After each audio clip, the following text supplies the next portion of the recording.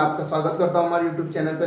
और हम आज पढ़ेंगे हमारा चौथा टाइप, काव्य शास्त्रीय अर्थ के आधार पर। पहले हमने 3 टाइप पढ़ लिए, एक रचना के आधार पर, दूसरा उत्पत्ति के आधार पर, तीसरा अर्थ के आधार पर। तो ये चौथा है हमारा काव्य शास्त्रीय अर्थ के आधार पर। अब इसमें भी 3 भेद होते हैं। कितने होते हैं? 3 भेद। पहला होता है शब्द का अभिधा रूप, और दूसरा होता है शब्द का लक्षणा रूप, और तीसरा होता है शब्द का व्यंजना रूप। अब अभिधा, अभिधा मतलब अभिधा से आप यूं कर लीजिए, अभिधा यानी सीधा। क्या होता है? अभिधा का मतलब होता है सीधा, मतलब जो सीधा सीधा वर्ड बनवाओ। जैसे मैं इसका उदाहरण बताऊं, जैसे राम कक्षा का अच्छा लड़का, मतलब ये सीधा रूप है ना? ऐसे अब पढ़ लेते हैं शब्द का अभिधा रूप। इसकी डेफिनेशन पढ़ लेते। जहां किसी शब्द का सीधा रूप प्रस्तुत किया जाए वह शब्द का अभिधा रूप हुआ।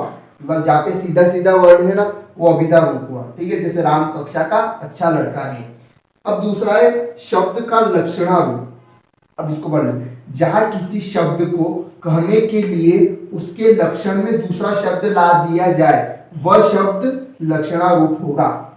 मतलब आप इस अच्छाई जगह दूसरा शब्द ला दिए जाएंगे ना, तो लक्षणा रूप होगा। जैसे राम कक्षा का शंकराचार्य, मतलब आप तुलना कर रहे, किससे कर रहे? शंकराचार्य से। आप किससे तुलना करें? शंकराचार्य। जैसे राम कक्षा का शंकराचार्य, मतलब वो अच्छा पढ़ने में अच्छा होगा।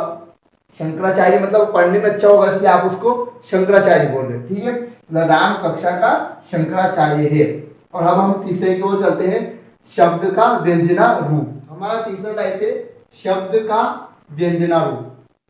क्या है शब्द का व्यंजना रूप? जहां किसी शब्द का व्यंग्यात्मक रूप प्रस्तुत किया जाए वहां शब्द व्यंजना रूप होगा। मतलब जहां पे व्यंग्यात्मक हो, जैसे राम गोबर गणेश है, मतलब गोबर गणेश का मतलब क्या होता है? मतलब वो डफर है, बिल्कुल पढ़ने में असमर्थ, वो पढ़ते ही कमजोर है ना?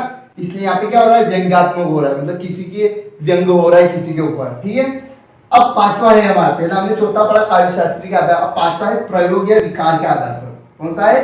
प्रयोग या विकार के आधार पर। तो ठीक है, हम इसको पढ़ लेते हैं। इसके 2 भेद होते हैं। कितने भेद होते हैं? 2 भेद होते हैं इसके। ठीक है, पहला है विकारी या सविकारी शब्द। क्या होता है? विकारी या सविकारी शब्द। और दूसरा होता है अविकारी शब्द। अब हम पहला पढ़ लेते हैं विकारी या सविकारी शब्द। विकारी का अर्थ होता है विकृत करना है, बदल देना। मतलब विकारी शब्द होते हैं जो मतलब बदल जाते हैं और विकृत कर जाते हैं ना।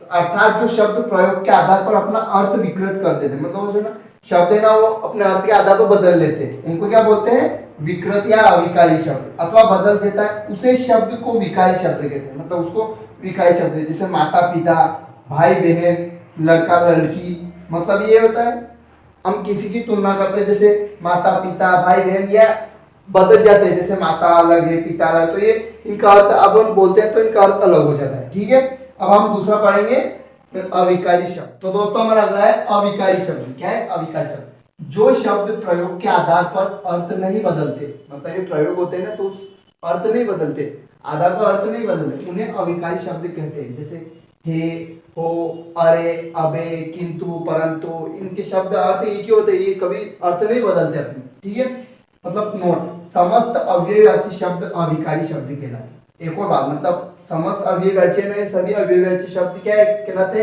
अविकारी शब्द कहलाते। ठीक है, अब अगला है हमारा निरर्थक। पहले हमने पढ़ा था सार्थक शब्द। अब सार्थक शब्दों में भी हमने 5 प्रकार पढ़ लिए।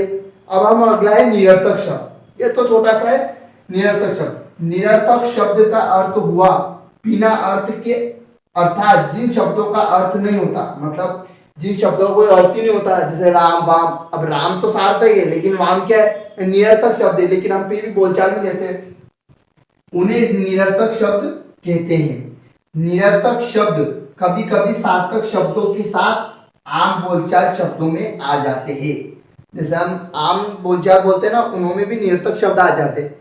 जैसे कोई राम वाम, जैसे रोटी वोटी लाओ, तो ये रोटी तो सार्थक शब्द है, लेकिन रोटी तो ये इसका अर्थ भी बदल देता है। जैसे पानी वानी लाओ, लड़की वड़की, ये लड़की वड़की क्या है?